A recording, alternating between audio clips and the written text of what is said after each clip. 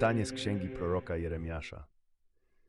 W one dni rzekł Jeremiasz: Panie, wszyscy, co zapominają o Tobie, będą zawstydzeni.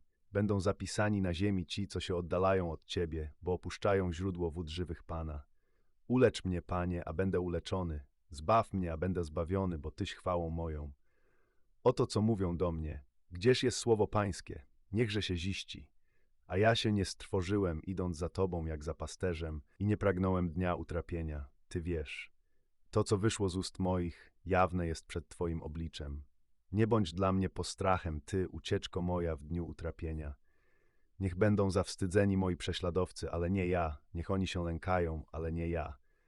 Sprowadź na nich dzień utrapienia, zetrzyj ich dwukrotnie, Panie Boże nasz.